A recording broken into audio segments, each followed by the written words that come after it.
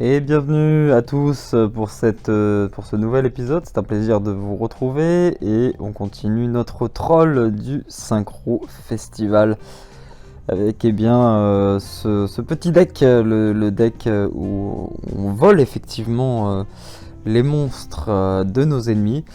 Deck super intéressant, franchement très fun à jouer, très plaisant. De plus en plus de petits combos qui se démarquent dans ce deck. C'est vraiment que du plaisir, après il reste toujours quelques points d'amélioration à faire. On verra ça je pense en fin de vidéo avec la decklist que j'ai un petit peu améliorée. Et puis je vous dirai les points qui sont encore à mon sens à améliorer. Puisqu'il y en a, effectivement il y en a, mais vous allez le voir, c'est quand même très drôle. Donc là, eh bien, on est parti, donc on tombe contre une personne où finalement on va lui bloquer carrément son jeu, puisque son Junk Speeder, c'est vrai que quand on le solemne, c'est compliqué de repartir pour lui, surtout qu'il me semble qu'il doit jouer avec... si je dis pas de bêtises, je crois que c'est un deck d'emprunt. Il me semble que c'est ça doit être un deck d'emprunt, donc voilà. C'est pas non plus un très bon deck en face, mais bon, ça fait le taf. Et voilà. Alors, il nous fait son Junk Warrior. Comme vous pouvez le voir en main, j'ai une main qui est relativement correcte. Les cartes of Demise qui pourraient être potentiellement remplacées, elles servent de temps à autre, mais peut-être pas assez à mon goût. C'est peut-être une des... Alors là, c'est vraiment le pied, puisque je lui pique carrément son Junk Warrior. Oui, donc les cartes of Demise. Bon, d'accord. Alors là, c'était la première. Hein. On va passer tout de suite à la deuxième. C'était pour vous montrer un petit peu. C'est aussi un deck. J'ai envie de faire une petite parenthèse là-dessus. C'est aussi un deck qui joue sur les nerfs de notre adversaire. Et ça, je l'ai vu tout le long des duels que j'ai pu faire. On joue très clairement sur les nerfs de nos adversaires. Parce que à force de se faire piquer leurs monstres et de ne pouvoir rien faire, ça les tue mentalement. Et ça, c'est assez magique, On va passer tout de suite au deuxième duel.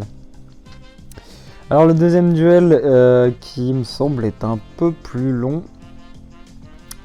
Je m'étais refait quelques parties, j'ai fait quelques wins, je me suis dit bah écoute... la decklist est un petit peu meilleure, j'ai retiré pas mal de choses. C'était surtout en fait... ce que je vous ai expliqué dans la dernière vidéo où je me posais la question de l'intérêt de tout le moteur Toon, et je me suis dit pourquoi pas essayer de voir comment le remplacer. Du coup, eh bien, j'ai fait pas mal de choses, pas mal de changements.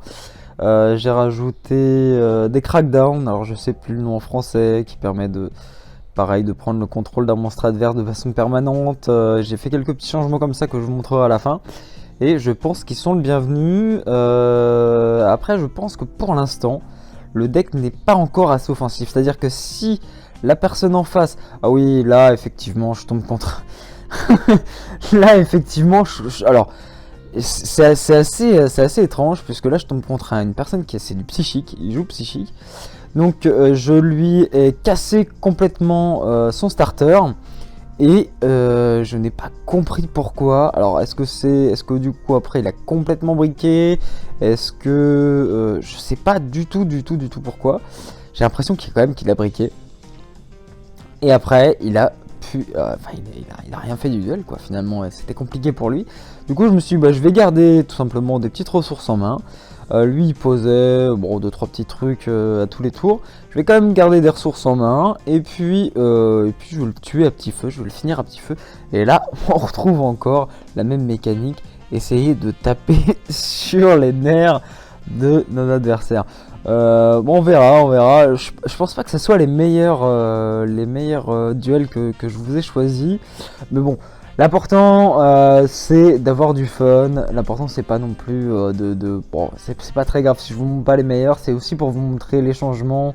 C'est pour vous montrer un petit peu ce qui se passe. Voilà, quelle est la mécanique actuellement. Là il me fait un infinite éphémère effectivement. Et oui là je casse son infinite éphémère. Je suis pas sûr que j'ai bien fait. Parce que ça m'est arrivé dans un autre duel de ne pas casser son infinite éphémère et finalement que l'effet Greydle dans le cimetière fonctionne quand même. Donc là effectivement je lui ai filé mon premier Greydle en échange de son effet Veilor parce que je savais pas trop ce qu'il avait sur le terrain et que je voulais infliger des dégâts quand même. Et puis je le récupère avec mon second Greydle, mon Alligator. Là encore, toujours la même tactique, on tape sur les nerfs de notre adversaire, tout simplement. Allez, on passe tout de suite au troisième duel. Allez, donc duel suivant, on va voir un petit peu comment ça se déroule. Je me rappelle plus trop le déroulé du duel, mais c'est pas très grave. On va pouvoir commenter ça ensemble et on pourra voir un petit peu comment ça se passe. Alors, j'ai plutôt une main de départ correcte. Pot des désirs, c'est vrai que je préférais carrément un pot d'extravagance, hein, mais bon, comme vous le savez, eh bien le pot d'extravagance, il est banni actuellement dans le Synchro Festival, ce qui est vraiment dommage. Ça m'enquiquine un petit peu, mais bon, tant pis, c'est comme ça. Donc là, je tombe, c'était pas un Trap Tricks, je crois, mais il avait des cartes Trap Tricks dans son deck, si je ne dis pas de bêtises. Et qu'est-ce que c'était son deck? Je ne sais plus. En tout cas, vous le voyez, des mains toujours pleines de Solemn. Là, le but, effectivement, eh bien, c'est d'empêcher de l'adversaire de jouer. Et effectivement, je crois que c'était un deck burn. Ouais, ça devait être ça. Ça devait être un deck burn avec... Ouais, voilà, c'est ça. C'était un deck burn avec Mechlord. Et du coup, là, eh bien... Enfin, un Time Lord. Pardon, j'ai fait une petite erreur avec Time Lord. Et donc là, effectivement, j'essaye à tout prix, du coup, dès que je sais ça maintenant, d'empêcher les invocations de Time Lord parce que bon, c'est vraiment trop fort. Hein. C'est vraiment trop fort, que ce soit en burn, certains ont d'autres effets qui sont vraiment cheatés. Donc voilà, alors là, on fait une chaîne. La chaîne un petit peu dingo, hein, un tout petit peu dingo. Puisque là, on crame les PV et contre un deck burn, c'est vraiment pas le bon plan. Mais là, le but, c'est vraiment que plus rien ne passe de son côté. Après, effectivement, là, je ne peux plus du coup jouer le Solemn Strike. Ah si, non, je ne peux plus jouer effectivement mon Solemn Strike puisqu'il me restait pas assez de PV. Mais c'est pas grave, je vais le finir à ce tour-ci. Donc, comme vous pouvez le voir, ça s'est plutôt bien déroulé et donc j'ai plutôt bien fait de jouer tout simplement mes Solemn. À ce moment là on va passer tout de suite pardon, à la decklist ou je vais peut-être essayer de vous en retrouver vous retrouver carrément un petit dernier duel et puis après on passera à la decklist. Voilà.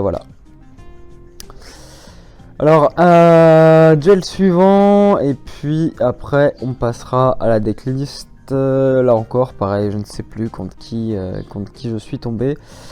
Même départ plutôt correct de ce que je suis en train de voir. C'est vrai que je joue des Upstart Goblin pour pouvoir jouer à 37 au lieu de 40, ce qui permet bien effectivement de stabiliser un petit peu le deck. À mon sens, donc pourquoi pas dans des decks comme ça qui sont pas du tout méta ou qui vont pas tuto du tout, c'est toujours un point intéressant. Pot de dualité qui serait très intéressant à rajouter dans le deck par rapport au pot des désirs, puisqu'on ne fait absolument aucune ou quasiment jamais d'invocation spéciale. Donc pourquoi pas, ça pourrait être une excellente idée à mettre dans ce deck. D'ailleurs il faudrait que je me le rappelle pour plus tard remettre des pots de dualité dans le deck. Ça serait vraiment très important, voir si ça peut stabiliser un petit peu tout ça. Donc là on voit que adversaire très sur la défensive. Ah oui, donc là, oui, et puis je crois qu'il brique un petit peu, donc moi...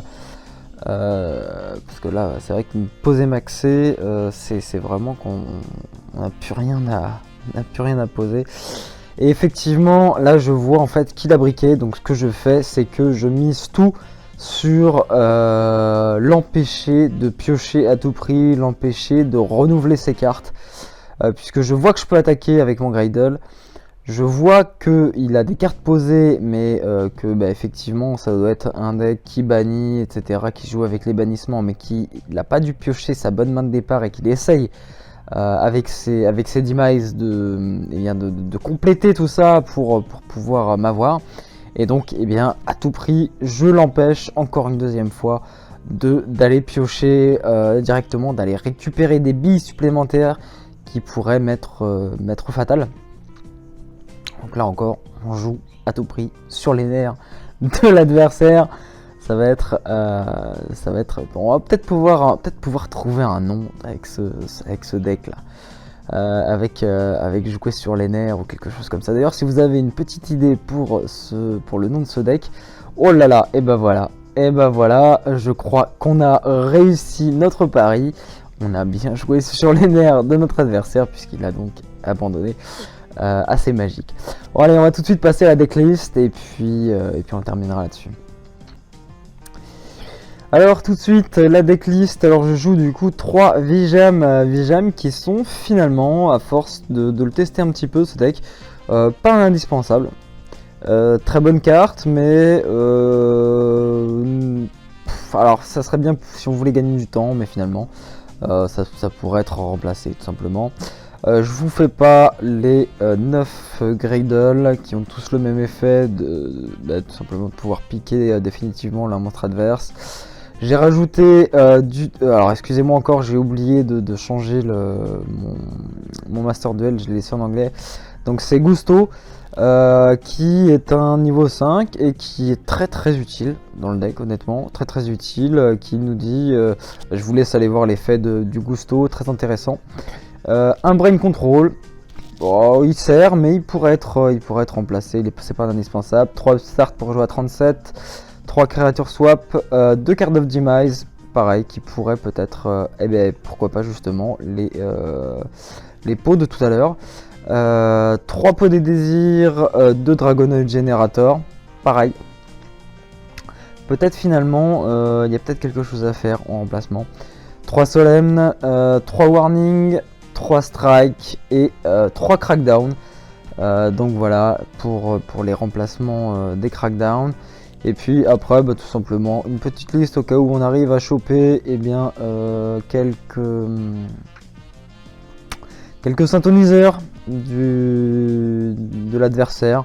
Donc voilà, j'ai rentré des Goyo. Oh, tant pis, c'est pas grave, j'irai le rechercher plus tard.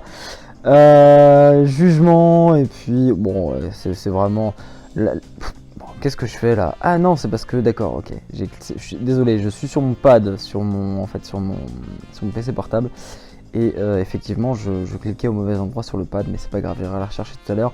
Enfin, vous avez vu dans l'ensemble l'extra deck et la decklist, donc il n'y a pas de souci là-dessus. Désolé pour la petite erreur. Donc voilà pour le deck. Écoutez, j'espère tout simplement que ça vous aura donné envie de le tester et de l'améliorer avec moi. Ça pourrait être intéressant qu'on réfléchisse ensemble à comment on peut l'améliorer, parce qu'effectivement j'ai le sentiment que ce deck n'est pas assez offensif. Ça manque d'offensif. Quand l'adversaire en face est soit sur la défensive, soit pas assez sur l'attaque, ça manque quand même quelque chose, ça manque de punch. C'est sympa parce qu'on arrive à casser un petit peu tout le move adverse, puisqu'on arrive à récupérer ses monstres, donc on arrive à casser sa dynamique de jeu. Mais finalement, on n'arrive pas à taper assez fort derrière. Et je pense que c'est tout le but là. On va essayer, enfin j'essaierai peut-être dans les jours suivants, je prendrai un petit peu mon temps, de voir ce qu'on peut faire pour pallier à ce problème et être un peu plus offensif. Peut-être voir avec les cartes que je disais qui pourraient être remplacées, de voir si on peut pas être un peu plus offensif avec ce deck et voir si on peut pas tout simplement le rendre un peu plus intéressant, un peu plus sympa à jouer. Donc voilà. Je vous remercie de m'avoir suivi, et puis c'était un plaisir comme toujours de faire cette vidéo pour vous, et puis je vous dis à bientôt pour une nouvelle vidéo. Ciao.